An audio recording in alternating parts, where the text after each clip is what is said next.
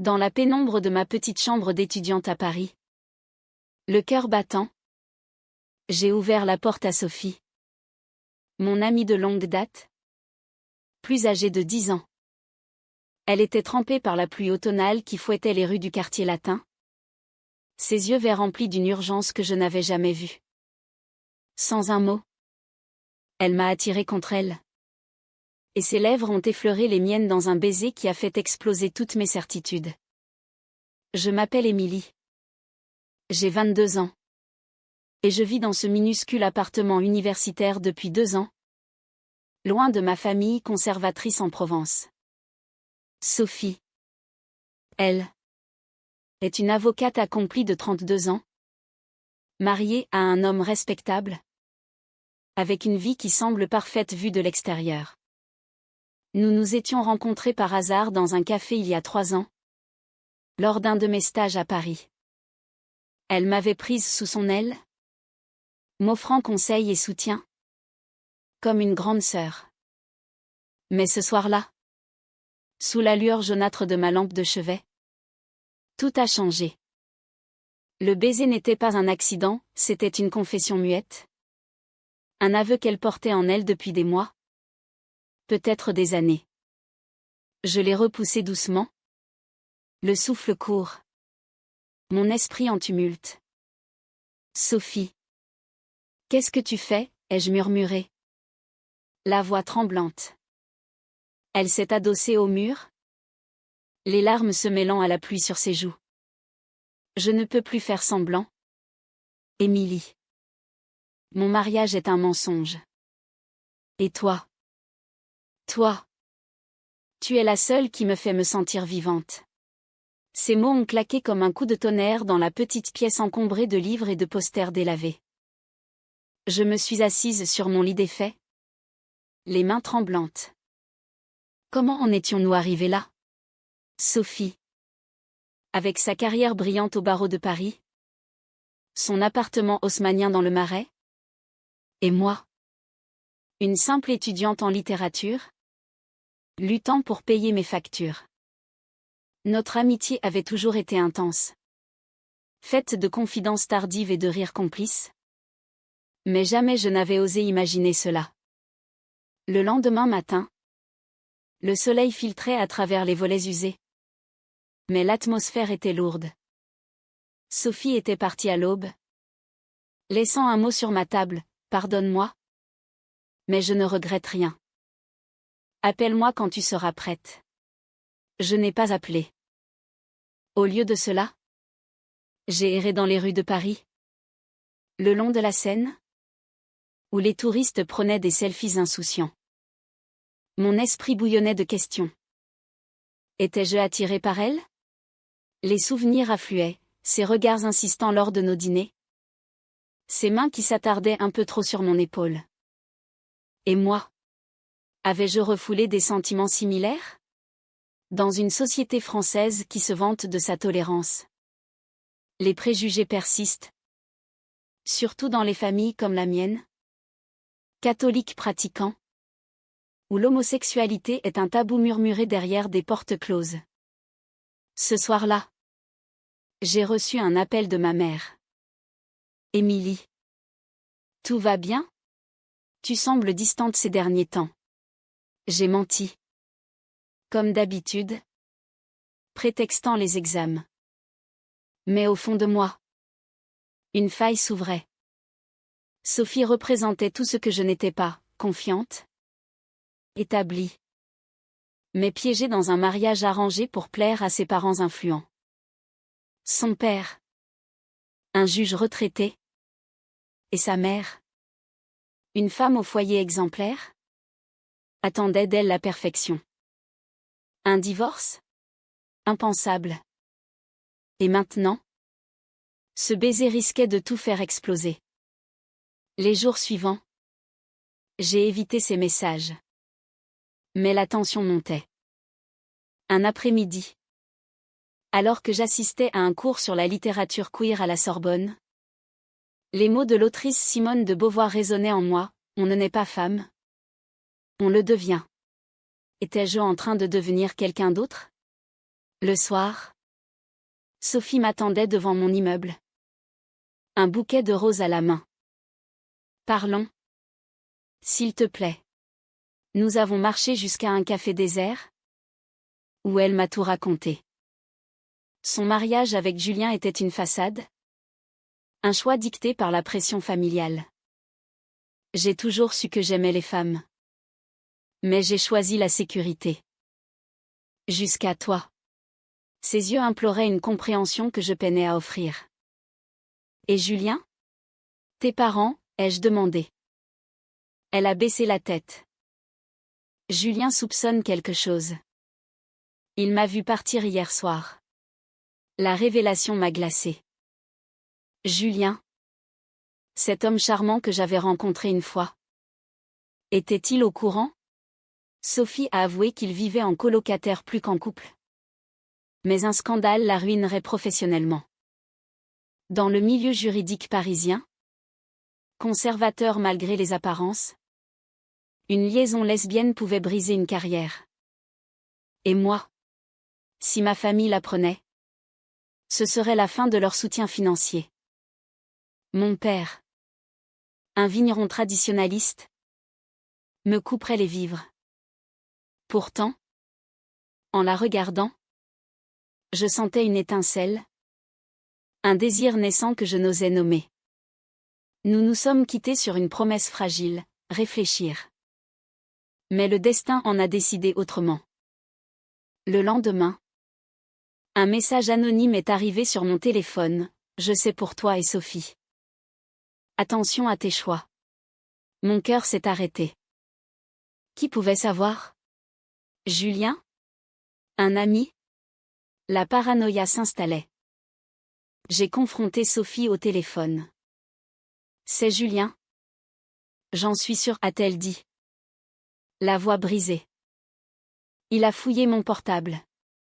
La confrontation était inévitable. Sophie a décidé de lui parler. Mais cela signifiait risquer tout, son mariage, sa réputation, sa famille. Ce soir-là, seule dans ma chambre, je me suis effondrée. Les murs semblaient se refermer. Étais-je prête à plonger dans cet abîme? L'amour. S'il en était un. Valait-il ses sacrifices? Les nuits suivantes furent agitées de rêves confus, où les visages de ma mère et de Sophie se mélangeaient. La société française, avec ses lois progressistes sur le mariage pour tous, masquait encore des jugements profonds. Dans les médias, on célébrait l'égalité. Mais dans les salons bourgeois, les murmures persistaient. Enfin, j'ai pris ma décision. J'ai appelé Sophie. Rencontrons-nous demain. Mais au fond, je savais que ce n'était que le début d'une tempête. Le rendez-vous avec Sophie eut lieu dans un parc discret du Luxembourg, sous un ciel gris qui menaçait de pleuvoir. Elle arriva essoufflée. Son manteau chic contrastant avec mon jean usé d'étudiante. Émilie. Merci d'être venue. Nous nous assîmes sur un banc. Les feuilles mortes craquant sous nos pieds. Je plongeai directement, le message anonyme. C'était Julien? Elle hocha la tête. Les yeux rougis. Oui. Il a tout découvert. Des messages. Des photos innocentes de nous deux. Il m'a confrontée hier soir. Le récit de Sophie me glaça. Julien, furieux, avait hurlé dans leur appartement luxueux. Tu me trompes avec une gamine, avait-il crié, brisant un vase familial. Sophie avait nié l'infidélité physique, mais admis ses sentiments. Je ne t'aime plus comme avant, avait-elle avoué. Julien, blessé dans son ego, avait menacé de tout révéler à ses parents et à ses collègues. Si tu me quittes, je te détruirai. C'était du chantage pur. Mais dans un mariage sans amour, les enjeux étaient élevés, bien communs, réputation. Et pour Sophie, La garde potentielle d'un enfant qu'il n'avait pas encore, mais que sa famille pressait d'avoir. Je l'écoutais, le cœur serré. Et maintenant, demandai-je. Elle prit ma main. Un geste audacieux en public. Je veux divorcer. Mais j'ai peur. Mes parents. Ils me renieront. Sa famille. Issue de la haute bourgeoisie lyonnaise, voyait en elle l'héritière parfaite. Un coming out lesbienne? Un scandale impardonnable. Ils m'ont élevée pour réussir, pas pour aimer qui je veux. Ces mots résonnaient en moi. Ma propre famille, modeste mais rigide, réagissait pareillement.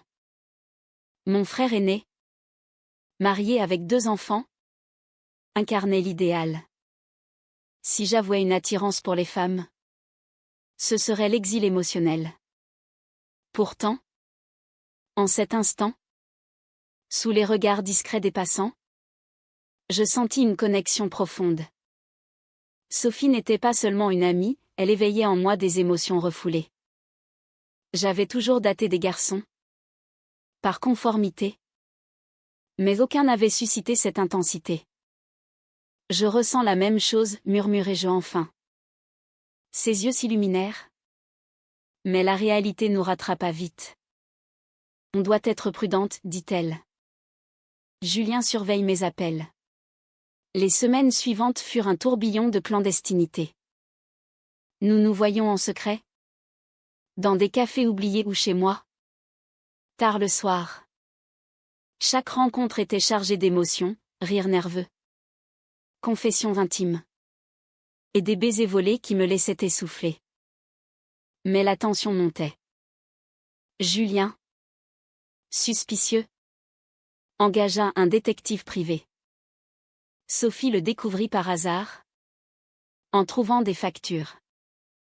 Il me traque, me confia-t-elle un soir. Paniqué. S'il a des preuves, il les utilisera au tribunal. Ma vie universitaire en pâtissait. Mes notes baissaient. Mes amis s'inquiétaient. Tu es distante?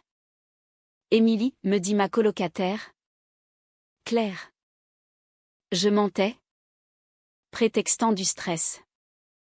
Mais intérieurement, le conflit rageait. Étais-je prête à assumer cela? La société française, malgré ses avancées, gardait des poches de conservatisme. Dans les médias, des débats sur l'homophobie intérieure faisaient rage. Mais pour nous, c'était personnel. Un soir, lors d'une manifestation pour les droits LGBT à la Bastille, je vis des couples s'embrasser librement. Pourquoi pas nous?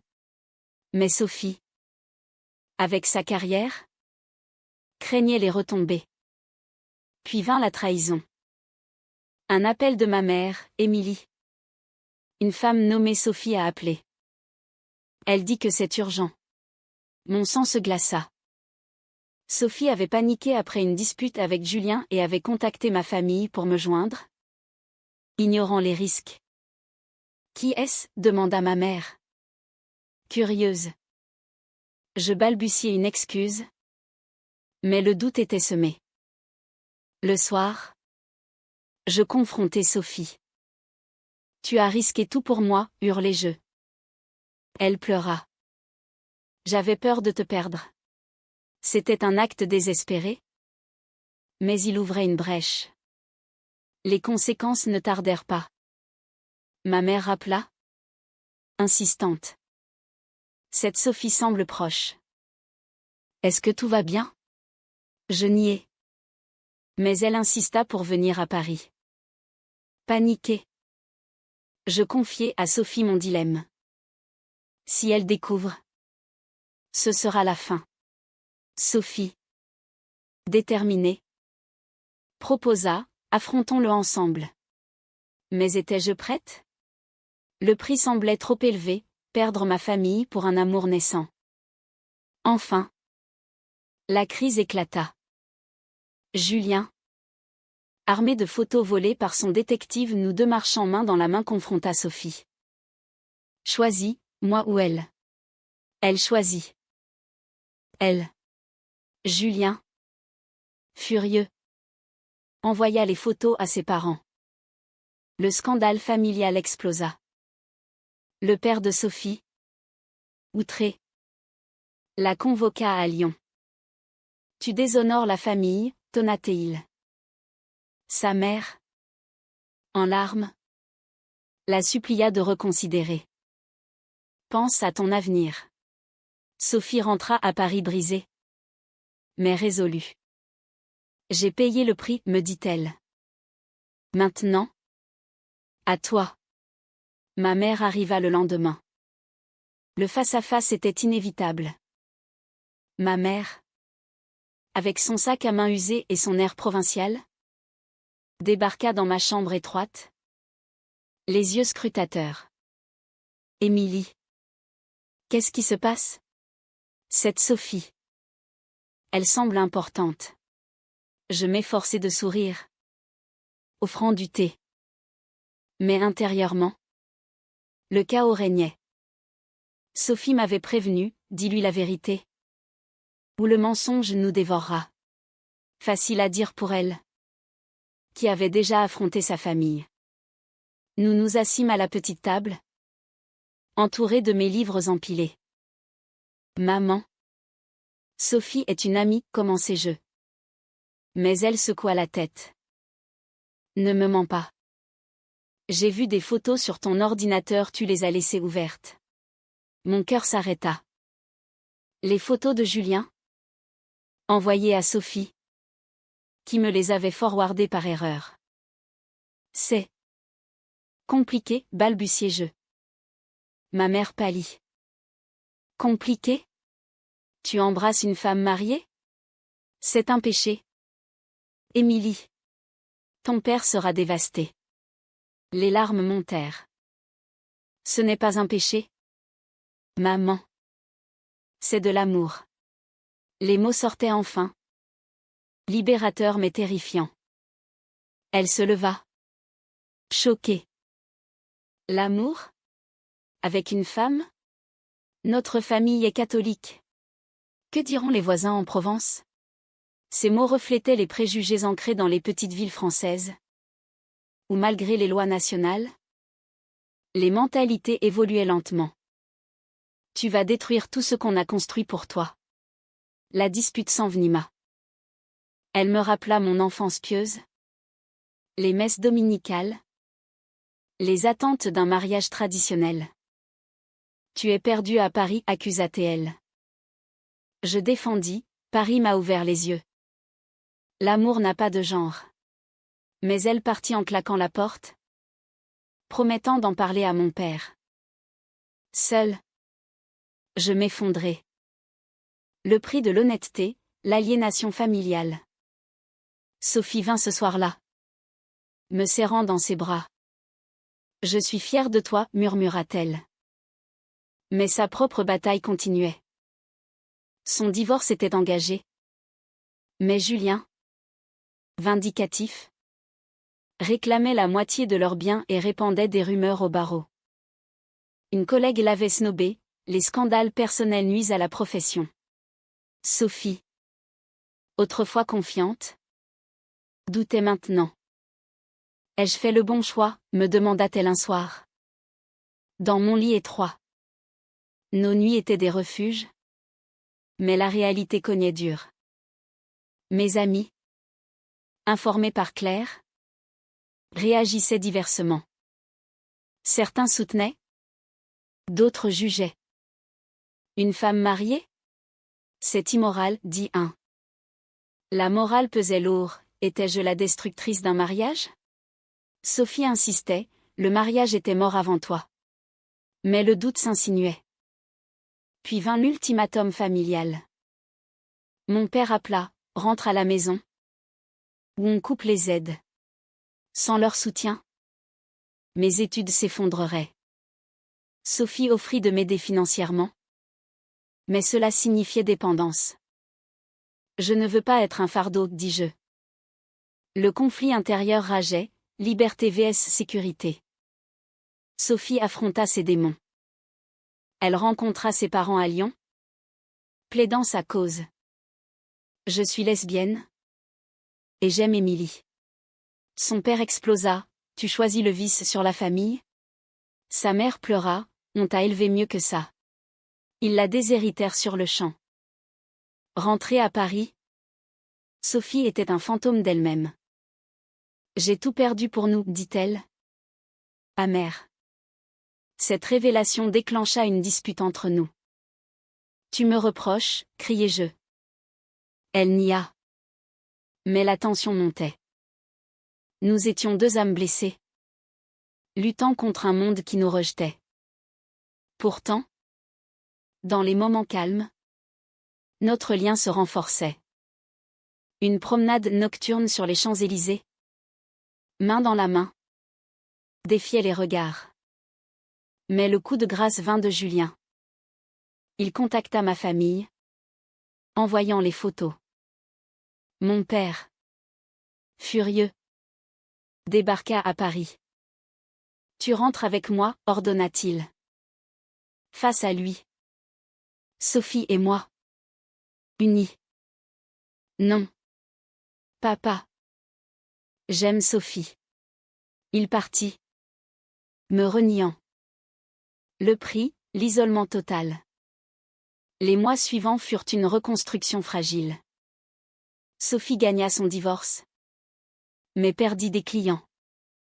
Moi, je trouvais un job étudiant, luttant pour survivre. Notre amour, forgé dans le feu, résistait. Mais les cicatrices restaient. Avec le divorce finalisé, Sophie emménagea dans un petit appartement près de la Sorbonne, loin de son ancien luxe. C'est un nouveau départ, dit-elle, déballant des cartons. Mais les ombres persistaient. Ses anciens collègues murmuraient, et elle peinait à trouver de nouveaux cas. La réputation est tout dans ce métier, confia-t-elle un soir. Épuisée. De mon côté, l'absence familiale pesait. Pas de nouvelles de mes parents depuis des mois. Mon frère m'appela une fois, reviens à la raison. Mais je tenais bon. Nos journées étaient rythmées par des petites victoires, un dîner partagé, une exposition au Louvre où nous osions nous tenir la main. Paris, ville des amoureux, nous offrait un anonymat relatif, mais les préjugés surgissaient parfois. Un regard désapprobateur dans le métro. Un commentaire homophobe en ligne. La crise suivante vint d'un choix moral. Sophie reçut une offre d'emploi dans une firme progressiste. Mais cela impliquait de déménager à Bordeaux.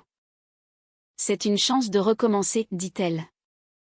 Mais pour moi, encore en études, cela signifiait séparation. Viens avec moi, proposa-t-elle. Le dilemme, abandonner mes rêves parisiens pour elle? Je ne peux pas, répondis-je. Déchiré. Cela raviva les doutes. Était notre relation une illusion? Bâtie sur la rébellion? Une nuit.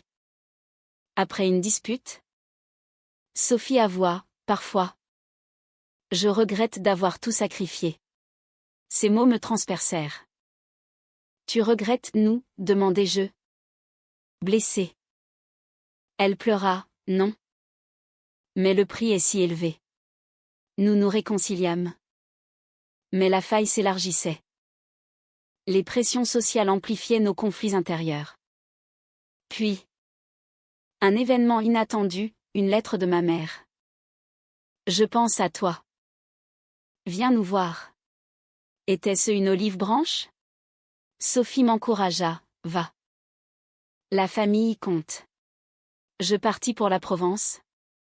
Le cœur lourd. À la maison, l'accueil fut froid. On t'aime. Mais on ne comprend pas, dit ma mère. Mon père grogna, c'est contre nature. Je plaidai, l'amour est naturel. Des heures de discussion tendues suivirent. Ils admettaient les changements sociétaux, mais peinaient à l'accepter personnellement. De retour à Paris, je confiai à Sophie, il pourrait changer. Mais elle, amère de son propre rejet, douta. Les familles comme les nôtres ne changent pas facilement. Cela déclencha une nouvelle tension. Tu veux que je renonce à eux, accusai-je. Elle nia. Mais le fossé grandissait. Le point de non-retour arriva lors d'une soirée LGBT. Sophie, ivre de vin, flirta avec une autre femme. Je la confrontai, c'est quoi ça? Elle s'excusa, je me sens perdue. La trahison, même mineure, brisa quelque chose. Après tout ce qu'on a sacrifié, hurlai-je. Nous rompîmes cette nuit-là, chacune partant de son côté. Les semaines suivantes furent un vide abyssal. Sophie déménagea à Bordeaux, acceptant l'offre. Moi, je me concentrai sur mes études, hanté par les regrets. Avais-je fait le bon choix? L'amour valait-il ses dommages? Mais le destin tourna. Un appel de Sophie, je reviens. Je ne peux pas sans toi. Elle avait réalisé le prix de la solitude. Sophie revint à Paris, bagage en main, les yeux emplis de remords. J'ai compris que sans toi, rien n'a de sens, dit-elle sur le quai de la gare. Nous nous embrassâmes, ignorant les regards. Un acte de défiance. Mais la reconstruction serait ardue.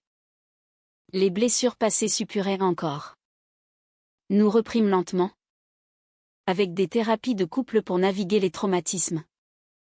Les pressions sociales nous ont presque brisés, admit Sophie lors d'une session. La thérapeute, une femme ouverte, nous aida à déconstruire les attentes familiales, les jugements moraux, les choix déchirants. L'amour queer en France est une bataille, dit-elle, citant des études sur l'homophobie internalisée. Peu à peu, nos familles évoluèrent. Ma mère envoya un cadeau d'anniversaire, un signe timide. Le père de Sophie, après un infarctus, appela, je ne veux pas te perdre. Des réconciliations fragiles, forgées dans la douleur. Professionnellement, Sophie rebondit dans une association pour les droits LGBT, transformant sa souffrance en advocacy. Moi, diplômée, je commençais à écrire sur nos expériences, anonymement d'abord. Notre histoire devint un témoignage discret, inspirant d'autres. Pourtant, les cicatrices restaient. Chaque dispute ravivait les doutes, avions-nous payé trop cher? La société progressait, avec des lois renforcées contre la discrimination. Mais les cœurs changeaient lentement. Aujourd'hui, assise sur un banc face à la tour Eiffel, nous réfléchissons. Était-ce juste, demande Sophie. Je serre sa main. L'amour l'est toujours. Mais le chemin est tortueux. Et vous, lecteur, pensez-vous que sacrifier famille et sécurité pour un amour interdit en vaut toujours la peine?